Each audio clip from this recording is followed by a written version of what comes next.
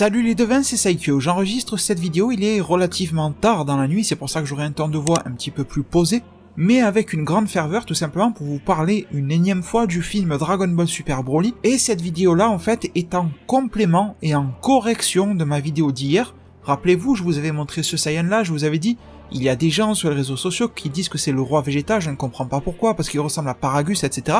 Et en fait les devins, il y a eu une incompréhension de ma part, donc une erreur, je vous le dis directement. Ce gars-là que vous voyez, on ne sait toujours pas qui c'est probablement Paragus, mais il y a une chose qui m'a échappé sur l'écran de travail de Monsieur Shintani, qui est le superviseur de l'animation de ce film-là, je le répète parce qu'on me pose souvent la question, donc vous avez une nouvelle fois l'information. Eh bien, si on regarde en bas à gauche, on voit une tête, effectivement, qui ressemble énormément à quelque chose du type Vegeta ou Roi Vegeta, ou j'irai même plus loin en vous disant que cette silhouette-là, cette touffe de cheveux-là, ressemble aussi à quand Shenron nous parlait du fameux Super Saiyan God et quand Beerus en avait rêvé, etc. Dans son rêve prophétique de Yamoshi, est-ce que Yamoshi a la même silhouette que Vegeta ou que le roi Vegeta? Ça c'est une grosse question, les devins, je me la pose depuis très longtemps. Si vous faites des liens logiques, désolé je m'écarte du sujet mais c'est important, Yamoshi, etc. Si je fais du lien logique, dans le rêve de Beerus, il y a une silhouette qui ressemble à Yamoshi. Je crois bien que quand Shenron en parlait une fois qu'ils ont fait le vœu dans Battle of God, il aura ressorti une image de la silhouette, un truc comme ça, faudrait revérifier, là je l'ai plus du tout en tête. L'heure tardive à laquelle j'enregistre fait ses effets sur mon cerveau, c'est pas grave, mais surtout voilà l'interview de Toriyama sur les cellules S et sur Yamoshi, qui nous confirmait que Beerus dans son rêve là du Super Saiyan God avait vu la silhouette de Yamoshi. Donc pour moi c'est facile, tu vois, c'est silhouette de Yamoshi égale silhouette de Vegeta, ou inversement. Enfin bref, on va pas aller trop loin dans le délire, on va rester sur quelque chose de concret, et comme vous l'avez vu dans le titre de cette vidéo là les devins, en fin de vidéo, parce que cette vidéo va être très courte, c'est juste une correction de la vidéo d'hier, je vous parle vite fait des 2-3 trucs par rapport à, vous savez, mon entre guillemets fantôme, les cris de loup et tout ça. Il y a un petit peu du nouveau, j'ai pu mener mon enquête sur certains trucs, et il y a de nouvelles choses qui me sont arrivées aussi. Bref, je vous en parle vite fait en fin de vidéo. Donc cette silhouette là, nous l'avons. Alors de suite, la première réaction que j'ai eue, c'est de me dire, c'est peut-être pas le roi Vegeta, c'est peut-être tout simplement un artwork de Vegeta qui dépasse, tu vois, sur son écran. Il est là comme ça, de toute façon sur la page officielle on nous a révélé un artwork de Vegeta, et c'est vrai qu'en faisant la comparaison, les cheveux sont exactement pareils, tu vois, pour Vegeta, et ce truc-là qui ressemble à Vegeta. Donc ça peut très bien être, justement, l'artwork de Vegeta, je vous l'affiche. Pourquoi est-ce que c'est trouble, au fait, l'image? Tout simplement parce que c'est une photo officielle, et j'insiste sur officielle, qui est sur le site officiel dragonball.news, sauf que c'est une photo prise de loin de l'écran du bureau de travail de Monsieur Shintani, et on est obligé, nous, de zoomer pour voir. Tu vois, il n'y a pas ce visuel-là qui a été mis, genre scanné. C'est une photo sur laquelle on zoome, on découpe et tout ça. Donc vous voyez en tout cas que même si c'est flou, ça ressemble, voilà, trait pour trait, à l'artwork de Vegeta. Alors à partir de là, il y a plusieurs solutions. C'est l'artwork de Vegeta qui serait là, voilà, à moitié, un petit peu ouvert dans la page de Shintani, et du coup on le voit. Ou alors, étant donné qu'on a un visuel sur probablement Paragus, il se peut qu'à côté, sur sa page de travail, il ait aussi fait un artwork du roi Vegeta qui apparaîtra dans le film. Je vous rappelle que Kikono a été révélé comme étant le gars dans Dragon Ball Minus. À l'époque de Dragon Ball Minus, Bardock était vivant, le roi Vegeta aussi. On explore des personnages qui travaillaient même pour l'époque du roi Cold. Forcément qu'on va parler, avoir des flashbacks sur du Bardock, sur du roi Vegeta, des choses comme ça. C'était quelque chose qui nous semblait fou, ce que je suis en train de vous dire il y a encore 3-4 mois en arrière. Maintenant, c'est quelque chose qui nous semble super réaliste. On est à deux doigts de revoir du Bardock, du roi Vegeta, en animation dans un film tout récent Dragon Ball Super. Donc voilà, deuxième hypothèse, ça peut être roi Vegeta. Troisième hypothèse, mais celle-là, elle est tellement éloignée de la réalité, de notre réalité d'aujourd'hui, du 27 août 2018. Yamoshi, mais bon, j'en parle pas plus, j'en ai déjà suffisamment parlé au début. Et après, si c'est le roi Vegeta, comment justifier que ça serait exactement la même coupe de cheveux au poil près? Vous savez que dans Dragon Ball, quand c'est le père, le fils, etc., il y a souvent une petite mèche qui est différente, genre une pointe, tu vois, un épi de cheveux qui change, que ça soit sur Goku, Goten, machin. Et là, visiblement, même l'épi de cheveux de Vegeta, là, a l'air d'être similaire. Eh bien, on pourrait mettre ça, si c'est le roi Vegeta, sur le dos du fait que c'est un artwork, et qu'un artwork, on reprend des bases de personnages entre personnages s'ils se ressemblent. Vous avez vu que pour montrer des transformations différentes, on fait juste des recolors.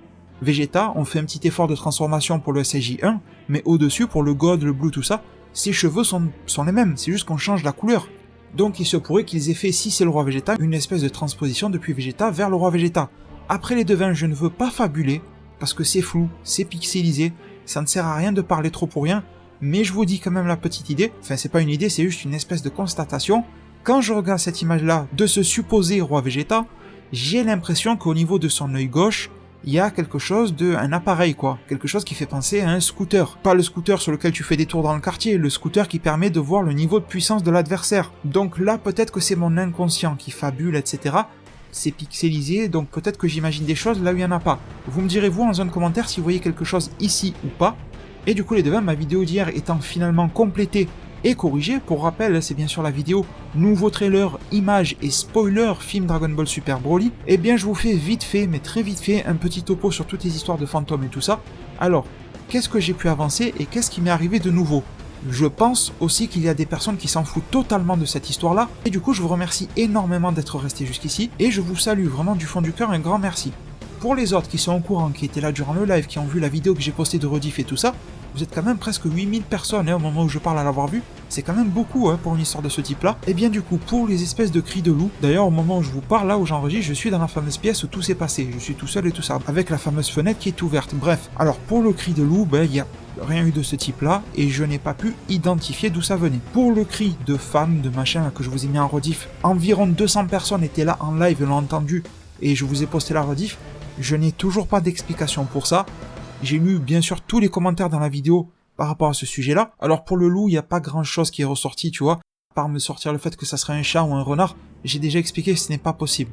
Enfin bon, et surtout quand on me dit que c'est un chat, on m'a envoyé des vidéos en me disant « Regarde, les chats ça peut miauler et ressembler à un loup ». Non, ça ressemblait à du bon gros loup des familles, tu vois, pas un chat qui ressemble à un loup. Enfin bon, je sais pas ce que c'est. Et finalement, on s'en fout un petit peu. Pour le cri, je ne sais toujours pas. Vous avez été très nombreux à me parler de crissement de pneus, voiture qui démarre, je sais pas quoi. Comme je l'ai dit dans la vidéo, comme je l'ai dit dans le commentaire épinglé en dessous de la vidéo, c'est quelque chose de fortement improbable, mais ça reste à ce jour l'hypothèse la plus cohérente, même si pour moi ça ne matche pas trop avec la situation, mais bon, on va dire que c'est ça. Ensuite, j'espère que je vais rien oublier parce que franchement, je suis fatigué là, au moment où je vous parle. Ensuite, il y avait une histoire de l'araignée. Ça, on s'en tape. Voilà, c'est bon, ça doit être sûrement le hasard des choses qui fait qu'elle s'est retrouvée ici.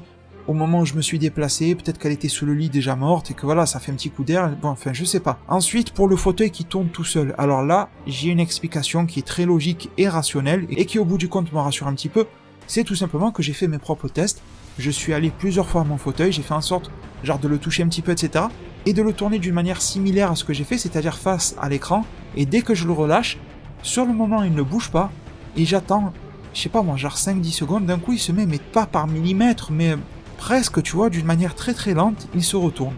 Et à chaque fois où je le remets droit, il se retourne devant mes propres yeux, on peut être à plusieurs à le regarder, c'est pas genre que quand je suis tout seul ou quoi, c'est pas que la nuit, c'est en plein jour, c'est n'importe quand, c'est comme ça. Donc peut-être que par rapport au poids du siège qui est peut-être mal équilibré, une petite inclinaison du sol ou quoi que ce soit, ça se fait que celui-ci se retourne et que l'ancien ne se retournait pas. Parce qu'avec mon ancien fauteuil, pourtant c'était à peu près le même système de fauteuil mais beaucoup moins lourd, il ne se retournait jamais. Mais bon, on va dire que ça c'est scientifiquement vérifié par moi-même, donc j'ai l'explication. Et ensuite il m'est arrivé deux choses de bizarres les devants, hier même j'étais dans cette pièce-là, j'étais en train de travailler et tout ça, il y avait beaucoup de vent. Je dois vous le dire, et je pense que l'explication à ce que je vais vous raconter là est le vent. J'avais ma fenêtre ouverte, dans l'autre pièce il y avait une fenêtre ouverte, donc je pense que ça a communiqué le vent. Mais bon, j'étais dans cette pièce-là et c'était quand même vachement flippant, je dois vous l'avouer. Ça a tapé 3 fois à ma porte, la porte de cette pièce-là. Donc là, je pense qu'il y a eu des pressions d'air qui n'étaient pas suffisantes pour ouvrir la porte, mais moi je l'ai perçu comme si ça tapait dessus. Donc j'ai cru, je sais pas moi, que ma femme rentrait ou quoi, tu vois. Et d'un coup, la porte s'est ouverte. Sauf que derrière, forcément, la lumière était noire, éteinte, etc. Et au final, il n'y avait personne, c'était pas une blague ou quoi que ce soit, tu vois. Donc il y a eu ça, mais je pense vraiment que c'est le vent. Et ensuite, autre chose d'assez particulière, et ça arrive en plein jour, ça arrive quand il y a du monde à la maison, ça arrive n'importe quand, mais je ne sais pas l'expliquer. Et ça commence à me le faire depuis aujourd'hui en fait, 2 fois sur 3 environ, quand je m'assois sur mon fauteuil, celui qui tournait tout seul là, pas celui où je suis ici, celui dans le salon. Quand je m'assois dessus, mon écran du PC s'éteint. Alors là, sincèrement, c'est incompréhension totale, parce que ma chaise, elle est pas branchée à un câble électrique, ou elle touche pas la prise électrique, il y a pas de contact, c'est pas comme s'il y avait un petit choc qui bougeait la prise électrique et ça bouge le câble, elle est en contact avec rien, vous voyez. J'habite pas dans une centrale électrique, donc ça va, les câbles sont bien cachés, etc. Donc à peu près 2 fois sur 3, pas toujours, quand je m'assois sur mon fauteuil, devant mes yeux ébahis, pas l'écran du PC portable, c'est le PC portable qui est relié à un écran externe, tu vois. En fait, j'ai mis une prise HDMI depuis le PC portable jusqu'à mon écran de bureau. Et quand je m'assois, je vous jure, c'est une histoire de ouf. Quand je m'assois, j'essaierai de filmer ça si ça se produit, ou j'essaierai de forcer un petit peu la chose. Quand je m'assois dessus, 2 fois sur 3, l'écran s'éteint l'instant de environ une demi-seconde, 1 seconde grand max, un truc comme ça, et il se rallume et tout redevient normal. Donc il y a sûrement, encore une fois, une cause rationnelle à ça. J'ai pensé, moi la seule chose que j'ai pensé, c'est que en m'asseyant, le fauteuil crée une espèce de vibration qui va déranger quelque chose au niveau de l'électricité. Mais je sais pas, tu vois, je m'assois correctement, je m'assois pas, je me jette pas sur mon fauteuil quand je fais ça, enfin bon. Je sais pas, vous me direz en zone de commentaire ce que vous en pensez. Merci à toutes les personnes qui sont restées jusqu'à la fin. Je vous remercie tous pour tout votre soutien. Prenez tous super bien soin de votre futur, et à plus pour de prochains arts divinatoires.